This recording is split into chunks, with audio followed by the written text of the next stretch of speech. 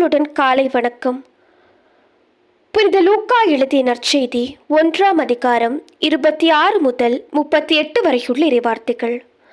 6ஆம் மாதத்தில் கப்ரியேல் என்னும் வானதூதரை கடவுள் கலிலேயாவில் உள்ள நாசரேத்து என்னும் ஊரில் இருந்த ஒரு கன்னியிடம் அனுப்பினார்.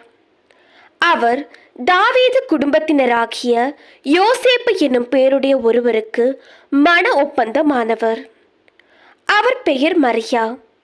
வானதூதர் மரியாவுக்கு தோன்றி, அருள் நிறைந்தவரே வாழ்க, ஆண்டவர் உம்மோடு இருக்கிறார் என்றார்.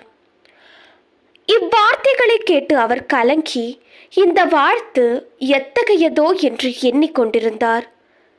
வானதூதர் அவரை பார்த்து, மரியா, அஞ்ச வேண்டாம், கடவுளின் அருளை கண்டடைந்துள்ளீர். இதோ கருவுற்று ஒரு மகனை பெறுவீர். அவருக்கு இயேசு என்னும் பெயரிடுவீர். அவர் பெரியவராயிருப்பார்.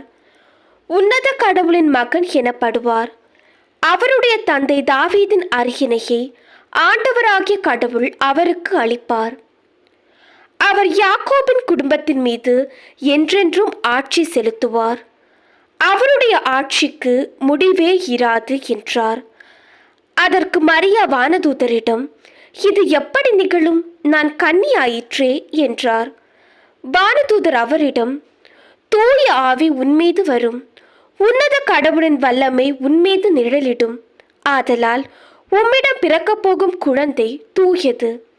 அக்குழந்தை இறைமகன் எனப்படும். உம் உறவினராகிய எலிசபெத்தும் தம் முதிர்ந்த வயதில் ஒரு மகனை கருத்தரித்திருக்கிறார்.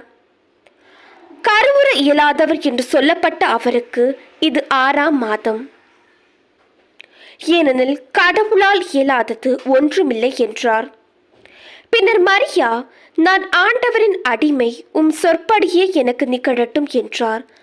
அப்பொழுது வானதூதர் அவரை விட்டு அகன்றார். இது கிறிஸ்துவின் நற்செய்தி.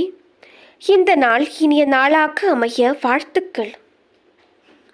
பல பல பல புதுமைகள், பெருமைகள், இனிமைகள் இறங்கிய நல்ல நாள், ஒரு நல்ல நாள், நம் தேவன் தந்த நாள். இது நல்ல நாள், ஒரு நல்ல நாள், நம் தேவன் தந்த